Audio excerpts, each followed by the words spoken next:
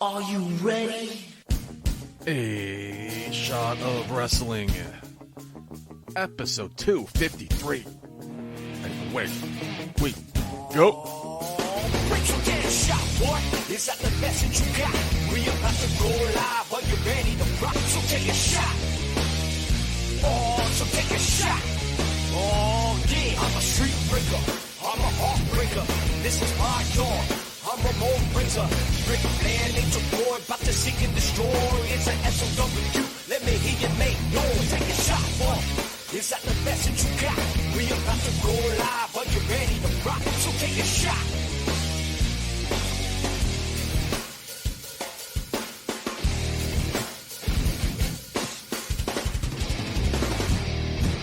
Hello, everybody, and welcome to episode 253 of A Shot of Wrestling. I'm your host at Michael J. Putty, and this week on NXT, we saw the debut of Cool Kyle, and it got me to thinking, that's a cool nickname.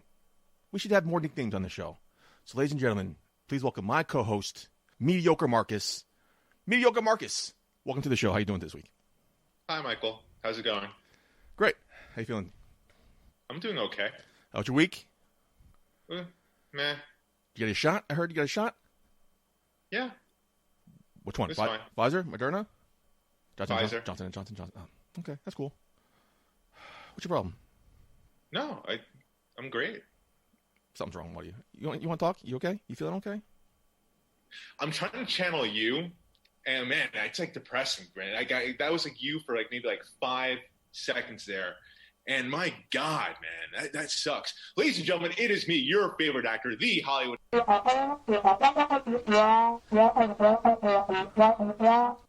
fucking Swann. Are you kidding me?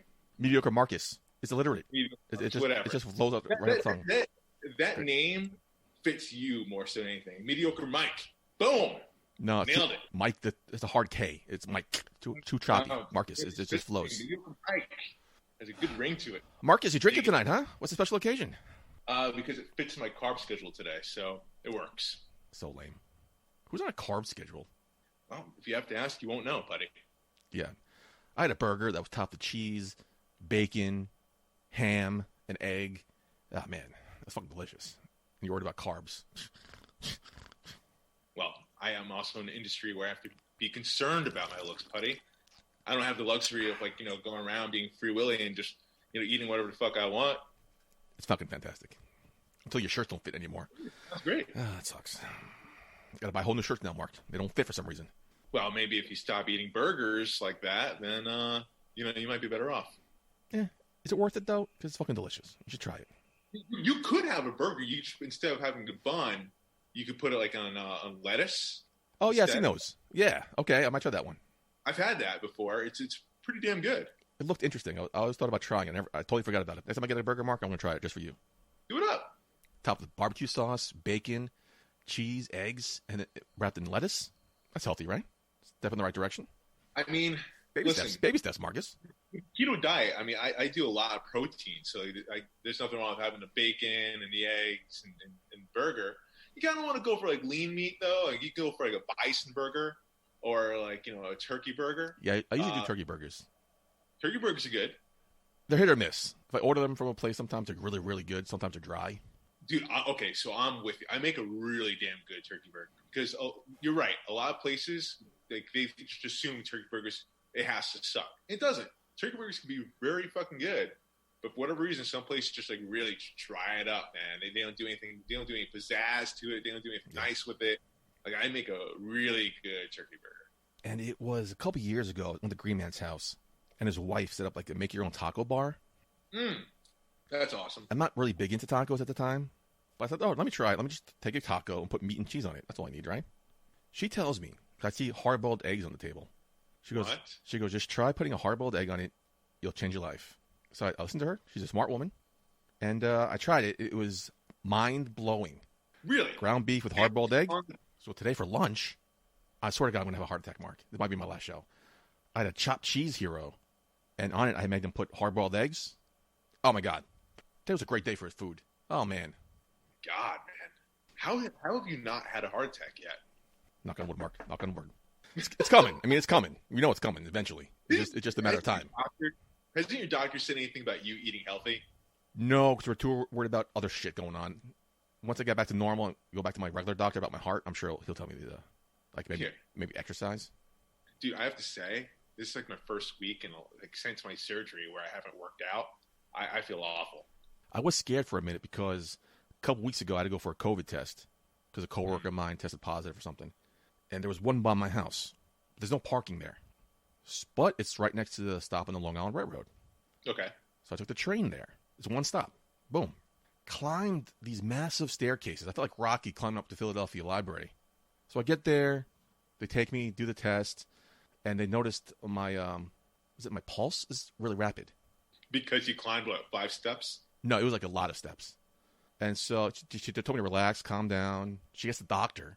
The doctor's taking my pulse. And like, all right, it's kind of elevated. Let's chill out for like 10 minutes. I'll come back. 10 minutes. It doesn't help, though, when you like relax and calm down. Yeah. It really does. 10 minutes later, it's still high.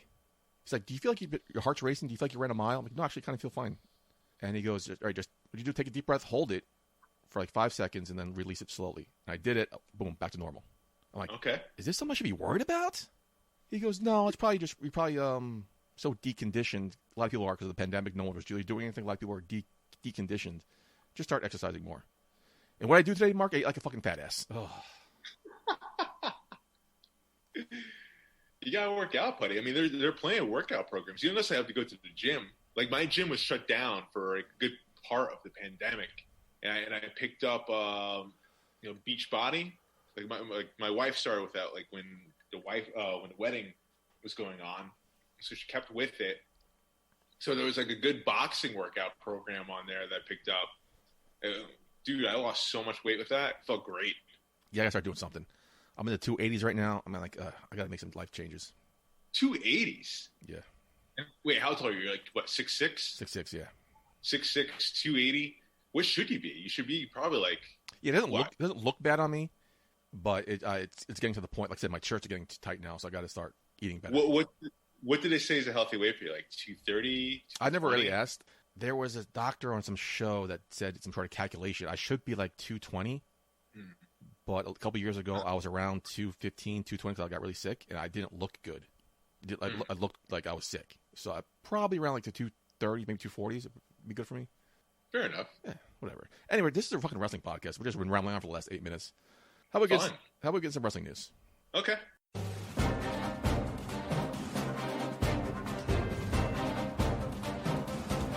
It's time for In the News with Michael J. Putty and Mark Schwab. All right, Mark, let's start off the news with your favorite subject in the whole entire world. Charlotte Flair was written off TV. And now we know why, Marcus. She was issued a storyline fine of $100,000 and an indefinite suspension after her attacks on the officials at the end of Raw. Well, we found out why. It's being reported that she needs to have some dental work done, but she's not going to be gone for too long. The dental work started already, but it needs to be completed, Marcus.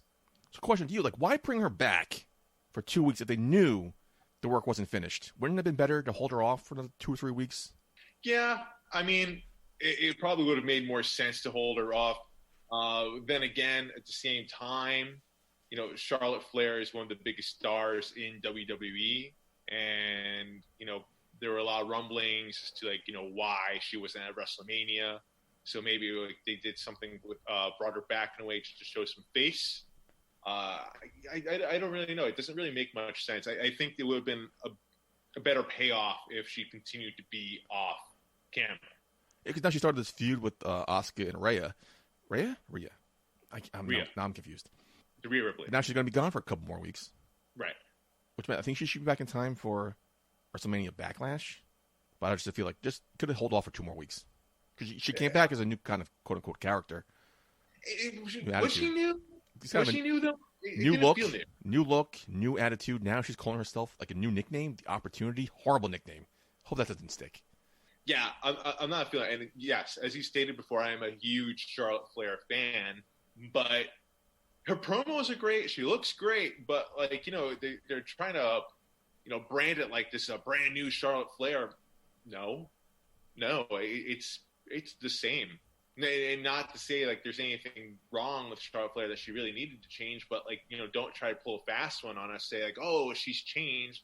when it's the same old, same old. Doesn't make sense for me.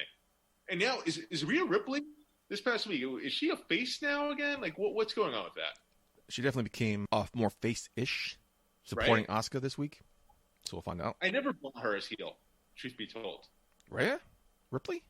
Rhea Ripley. Why? Because, you know, she was just so popular in NXT, and when she came to WWE, of course, like, you know, they were pumping in, like, the boos. That's WWE wanting you to have that reaction, but, like, I never felt that. I felt, if anything, I was excited for Rhea Ripley to be in Monday Night Raw. I was excited to see her win the championship at WrestleMania. It seemed like the fans that were there live were very appreciative of what Rhea Ripley was doing. And it just never really felt heel. Not to say she can't do it. I just feel like it didn't come across that way. She can definitely do it, but I never really got any. I don't think she's ever been a heel. I always saw that she got face reactions. Has she ever been a heel? Was she supposed to be a heel? I never got it. Like when she debuted on Raw. I didn't know what to make of it. I took her as what they call tweener. Like I didn't. She was kind of acting bad, but that she was getting positive reactions. Yeah, I mean, so I'm not gonna rush to put a label on it. If anything, I would agree with what you just said about her being a tweener. I could see more of that as opposed to like a definite heel, like WWE is trying to pitch her as. But, you know, I think obviously from this past week, I would say she's more face than anything for sure. But now that Charlotte's gone, is she going to be a face again with Asuka? Or now she's going to go back to being a heel because there's no really top heel on Raw anymore? I mean, for 2 weeks, as you said. Yeah. They could survive without a heel for 2 weeks. Maybe. See what happens. Or maybe they team up to go for the tag team championship again. That's always a filler. Or maybe Asuka eventually turns. Yeah, Asuka's cool as a heel. I like her better as a heel, honestly. That would be pretty badass. But, I mean, again, Charlotte Flair is going to come back in 2 weeks, and she's going to be the top heel there, and that'll be that. Who else is in the Raw women's division now? Dana Brooke, Mandy Rose. They're not really doing anything. Then there's a lot of people on the unemployment line right now for some fucking reason. Maternity leave. I don't know. I'm drawing a blank. Yeah, right. I mean, it really seems to be like only like 3 women in that roster. Yeah, and 2 of them are a tag team. Makes no sense.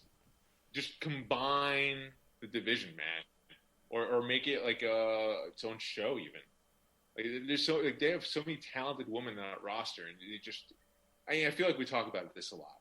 How they're really just not utilizing that roster so well. On Raw or overall? Overall, the women's division. On the main roster, yeah. NXT, the main roster. NXT is like probably the best one of the. Yeah, NXT they're playing it right, and imagine that they have like the less playtime. But yeah, it just makes no sense to me, man. Oh, we have Alexa Bliss. She's doing what the fuck that is. Oh yeah, Alexa Bliss, right? She hasn't wrestled in so long, and she kind of forget. Is Naomi on Raw? SmackDown, okay. Lana? SmackDown. Well, they still have JoJo listed on the fucking website. That's weird. Did they really? Let's see. Oh, no, Lana's on Raw. Well, no. She on Raw? Oh, yeah, her and Naomi on Raw. I'm sorry, you're right. Her and Naomi on Raw. Okay. Yeah. Mandy Rose, like I mentioned.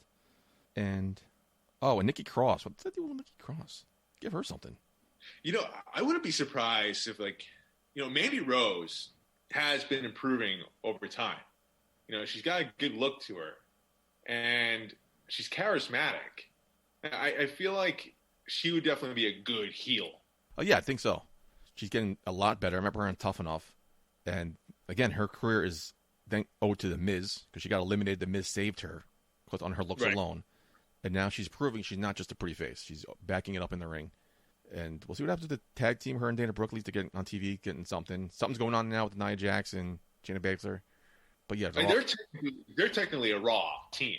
Nia Jax? Nia Jax and Shayna Baszler. When they lose the belts, they'll be on Raw. Okay. Anyway, let's move on. Cool. In other news, WWE is making some big changes backstage, including a couple major releases, Mark. Company president Nick Khan is receiving even more control within the company. According to PW Insider, this McMahon is giving Nick even more leeway to form WWE as he wishes. That's huge. It is reported that WWE is preparing itself towards a shift into a mainstream media entertainment property. It is also being reported that Nick Khan envisions WWE as, quote-unquote, something similar to Marvel and DC with lots of potential, crossover appeal, not just for performers, but the characters and WWE brand itself. Okay, that's a lot there. Now, WWE was huge in the 80s and even in the late 90s in the Attitude Era. But do you think it can reach the level it was back then? Do you think it can reach the level of even Marvel or DC? And even so, like, what would this entail? Well, what is Nick Khan's background? I mean, he's not related to Tony Khan. No. Yes. Imagine? So, That'd be fucking sick. That'd be great. But like, what is Nick Khan? What is his background? What has he done? I don't have his resume in front of me.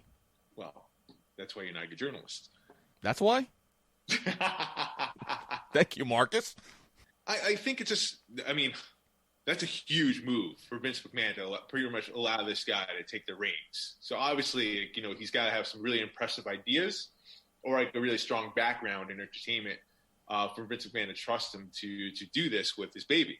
Whether they can do it or not, I mean, for them to hit maybe DC, I think that would be maybe more realistic than hitting Marvel at this point. I mean, Marvel, I feel like there's just no touching Marvel, What does that mean? And that's another thing I was going to ask. Like, what does that mean? What do they mean crossovers? Crossover with what?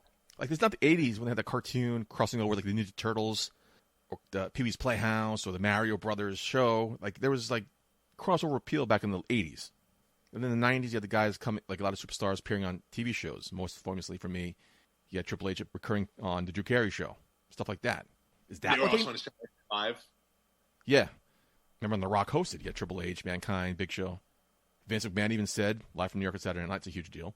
Is that what they're talking about when it comes to mainstream media? Because I don't know if they're ever going to reach that level again.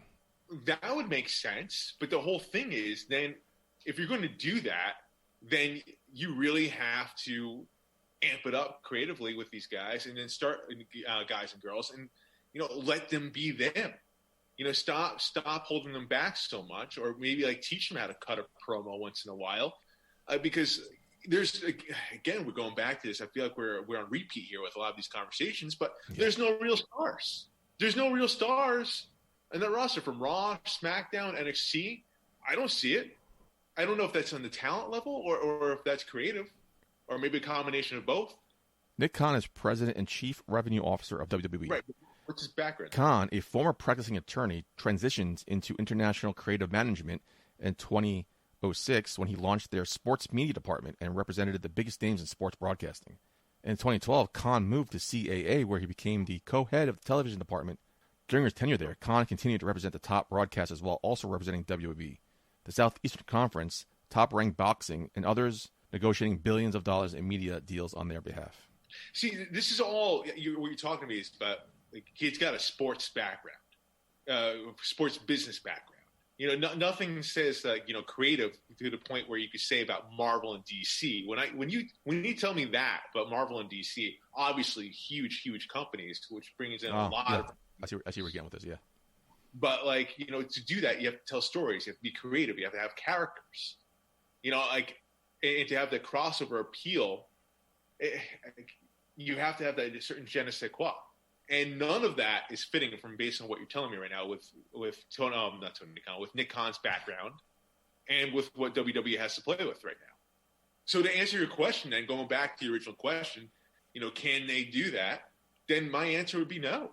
I don't think they can. I thought about a couple months ago. I think Nick Khan was the name mentioned. That if Vince McMahon does step down, it won't be Triple H taking over. It would be Nick Khan.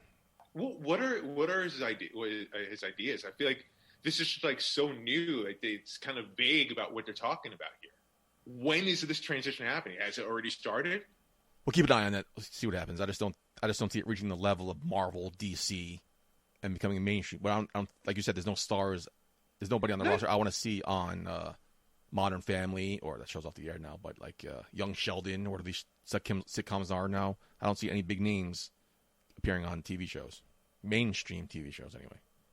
I mean, maybe the closest one that they have, maybe Roman Reigns, but you already have like Aquaman, who's got the same look and the same feel. Roman Reigns could be a stand-in, maybe. The only people I could see doing that are Stone Cold, the Bella Twins, The Rock, and of course they're all legends in their own right. So like nobody currently on the roster, not yet anyway. Before Becky Lynch got pregnant, I mean, they were kind of. She was heading that way, yeah. Because she was on, she made an appearance in Billions. Oh, that's right, yeah. and I think she did some. I think she did some other show. Miz right now does a lot of crossover stuff. True. Can't wait for his 24 documentary on the network coming out this Sunday. Is it this Sunday? Yeah, I mean, it should be a good one. There's only a handful, but like those aren't like, besides Becky Lynch. I mean, like we're not talking about big stars here. Well, Charlotte Flair and not Becky Lynch, Charlotte Flair and Alexa Bliss are now going to be on Punky Brewster. That's something, I guess, right? That's a foot in the door. Yeah, I mean, we're talking about these crossovers like it's a new concept. It's happened before. Not recently, though. Recently? Not recently. I mean, Big Show had his own show on Netflix. Yeah, but he was also quote-unquote retired. He wasn't like an active superstar. Miz has his own reality TV show. He Loving it. Check out Miz and Mrs. USA Network. Great show. He hosted a game show. Wipeout. No. Wipeout? Cannonball. Cannonball. John Cena's doing Wipeout. Yeah, John Cena's doing Wipeout. It's the same fucking show. It's the same fucking show. And then you have they had a WWE edition of Carpool Karaoke. So you can't tell me they haven't done crossover stuff. That was their own episode on like iTunes. It's not like it wasn't Right. on the James Corden show itself. Anyway, Still, it's we need to move on. something. All right. All right. In other news, Daniel Bryan's time as a full-time superstar is slowly coming to an end. As he also mentioned, his contract's coming up very soon. While speaking to BT Sports, Daniel Bryan talked about his pro wrestling career, especially in the WWE. He also added that he's looking to wrestle in other promotions, saying, I quote, "It'd be interesting if I could wrestle in different companies and WWE. That's something I'm trying to weasel my way into right now," laughs.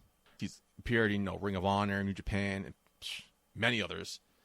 Do you think they will let him compete elsewhere outside of the WWE universe? And if so, could this be something we see more down the road, or an exception for him? All right. Well, here's the deal. Daniel Bryan in another interview, or I don't know if it was the same one, when he talked about he felt detached from the main event, which was one of the best main events I've seen. That was a from different Daniel one, Bryan but yeah. at WrestleMania. He felt like it was out of body. He wasn't necessarily with it, and he feels like that's a sign for him that his time in wrestling is over. That's sad. And you hear that a lot from not just professional wrestlers, but from athletes when they lose that special feeling when they're out there or right before heading out to a game or a match, and they don't feel those flutters anymore. Yeah. Then they know it's over. And that sounds like where it's the case for Daniel Bryan. He's talking about life outside of wrestling, and he doesn't know what that next step would be. And then also on SmackDown, his contract is coming up in WWE. Like, I'm talking about fairly soon. And you have that moment with Roman Reigns, Daniel Bryan, where he challenges him, and then he says, "Hey, if you lose, though, I never want to see you again." So I think that we're gearing up here for the end of Daniel Bryan in WWE, or at least on a full-time basis. So to answer your question, I know I'm doing a long-winded answer here. No, I don't think it's going to happen because I think Daniel Bryan is going to be done with wrestling. Altogether? Really? I don't think so. As an active in-ring performer, listen, he said it himself, man. He said he's pretty much done.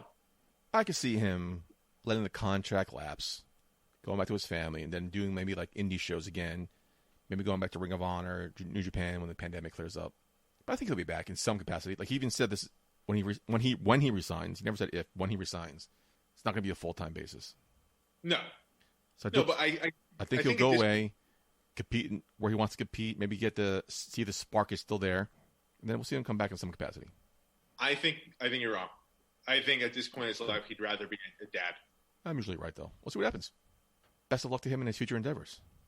And finally, in other news, Marcus, Miro paid for an entire movie theater to show an exclusive showing of Mortal Kombat movie for the AEW locker room. What a great gesture that was. Why haven't you done anything like that for me? Because I don't like you. Fair enough. I think that's a TV takedown. It's time for this week's TV Takedown. All right, Marcus, another action-packed week of TV. What's your takedown this Really? week? You think it was action-packed? I feel like it was just uneventful all around. The whole week. The whole week. All Really? shows, all 5 shows, all 11 hours. All 5 shows, I just feel like was very even keel. Nothing horrible, nothing great either. Like nothing really popped out at me this week. I feel like it's just like another week of just meh. So is it my turn then? Yeah, go for it, man. I really don't have anything. I mean, if you want me to talk about something, I could see maybe the Alexa Bliss promo that she had on Monday Night Raw. Yeah. I mean, it's nothing different with Alexa Bliss. I mean, her character is there. She does amazing character work. Do we care? What's that? Do we care about this? That's what I don't know. I mean, it's cool to see her character evolving. There's a curiosity factor. What's going on with this Lily thing? Like, is this going to be like Alexa Bliss's version of the Fiend, or is this? You talked about Nikki Cross earlier before. Is this a way to introduce someone that we haven't seen in a while, like Nikki Cross, because that would make sense because they were tag team before, or maybe someone like Paige. I don't know. I don't need two Fiends on this show. Someone on Twitter made a good comment. Look, this is stupid. We already have the Fiend. We don't need another Fiend. Alexa Bliss as a heel was awesome. Let her go back to that. We don't need this. What is this? I kind of agree. You mean so have her get away from this awesome kick-ass character that she has? Is it awesome? It kind of ran its course. It was cool with the Fiend, but now what is this? The Fiend light? I'm more intrigued with her than I am with the Fiend right now. I'll tell you that. Yeah. Well, because the Fiend sucks. I don't necessarily. I won't go as far as say the Fiend sucks. It's the booking sucks with this. He was burned alive. How's he back to normal? He's supernatural, though. And didn't Randy Orton kill those fucking puppets? Again, we're talking about supernatural. Like, you can say the same shit about The Undertaker. Like, what, he's floating in air right now? Wasn't he just put in a casket? What's going on here? He's never burned alive, though. He was burned alive before. Kane burnt him alive before. Not like we saw with The Fiend and Randy Orton did. Okay. I'm just saying. It's a supernatural character. So there's a lot Now we have two of them. Now we have two of them on the fucking show, apparently. Not even one on SmackDown. Both on Raw. Obviously, you feel a certain way about this. I do. I honestly, I'm enjoying her work, though. I want to see more. Bad. I just don't get it. I want to see more of Alexa Bliss in the ring. I want to see how the story plays out. Yeah, what's last time she wrestled? Like an actual match against Asuka. That wasn't really a match because they had that little thing in the middle where she changed. I want a bell-to-bell match. No, but he was against Asuka. She had a rematch against her like the week after, but the one before that, it was against Asuka where she did beat her. She pinned her. Yeah, but there was... who cares? Let's not get into it. Yes, I know there were shenanigans going on in there, but it's still a match. Mark S. Rich Swann cut a great promo. Oh, stop. I'm going to stop you right now. I'm going to stop you. Mute. Rich Swann, great promo. Okay? And then he had Don Callis, Kenny Omega come in. And then he had Moose return. My man Moose return, Marcus. Overall, great segment. Nothing but great things for this match because they're the only fucking company promoting this fucking match. All four men did a great job in this promo. Fantastic. Kenny Omega is coming off like a way better champion on Impact than he is on AEW. He's getting more time to talk, more time to show what's going on. And, he's barely getting any time the last couple weeks on AEW. He's barely getting any fucking TV time. Right. No, so someone texted me. He's like, how is the fact that, the Bullet Club is reformed in AEW and they're the worst faction on AEW?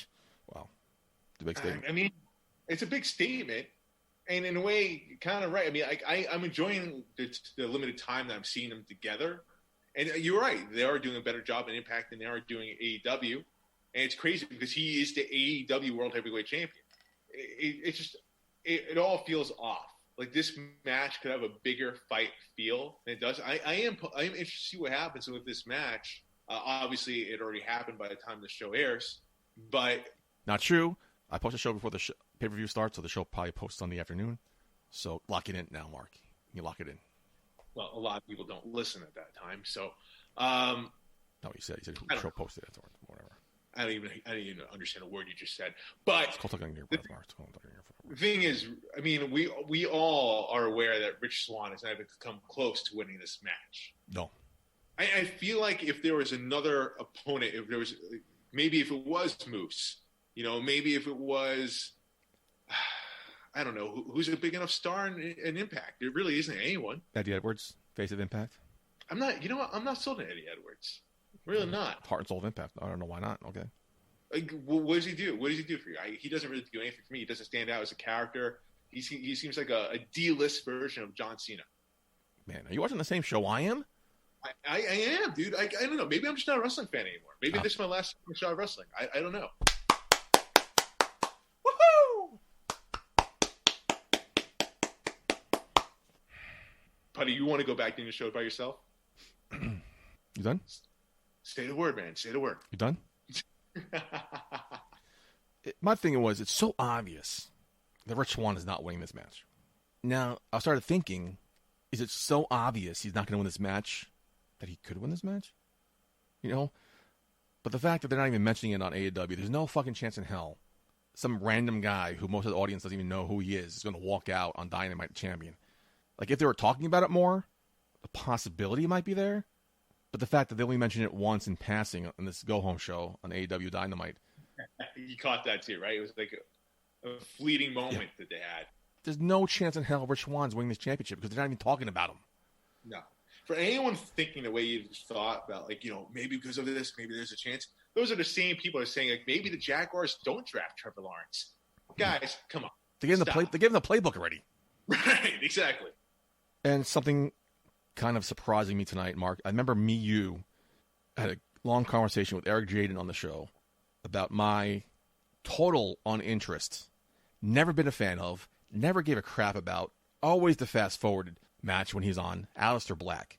But now, we see a video vignette of him tonight on SmackDown, finally showing some sort of character, showing some sort of personality that my complaint was that he lacked. Like, what was his character? There was no personality to him. Now we're getting something. Don't know where it's going. I don't know. But I just hope it works out for him because I think he deserves something. I'm not completely sold on it because, like, well, it's only one match. It's only the first one. It kind of reminded me of his promos in the beginning of Raw before someone, like, knocked on his door. I know, it was a little different, but it was a little different. There's a little bit more theatrical this time. Yeah, there's something here. I just hope it works out because there's something different about this character than there was with the bland nothingness that he was.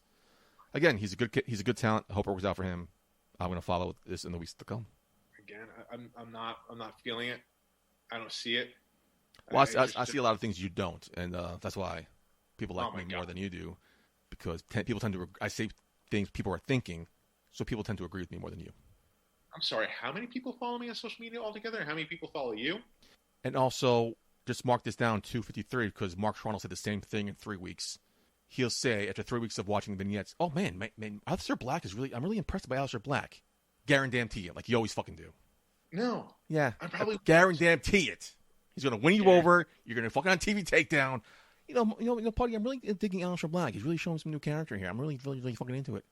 I think honestly, the way it's going right now with all wrestling, there's a better chance I stop watching altogether than before I say, yes, Aleister Black is the guy right now. All right, heard here, 253. Mark Schwann won't be back in 255. It's been a pleasure, Mark. Let's get in some go-home thoughts. Maybe I'm Daniel Bryan right now. Maybe this might go home. Anyway. I mean, here's the thing, though. I'm sorry. It just seems like, I know it seems like, you know, very grouchy today about this, but this, I feel like second week in a row where it just seems like no wrestling promotion right now. I'm talking about the main promotions. I'm not talking about in indies, but the main promotions, I feel like they just don't care. I feel like there's a lack of caring right now as far as the booking and the promoting goes. So if you're not caring, why should I care as a fan?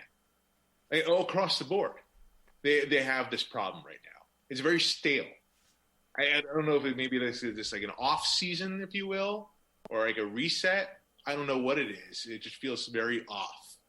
Agree to disagree. I thought NXT killed it. I thought Impact was a great go-home show for this pay-per-view.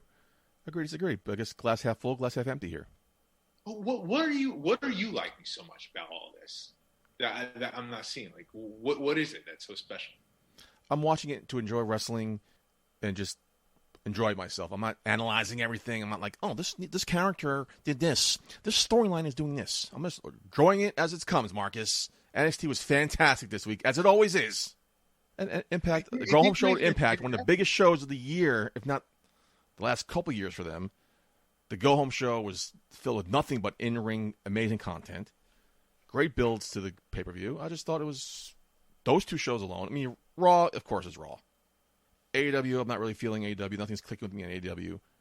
But Impact and NXT are just really delivering it week in and week out for me.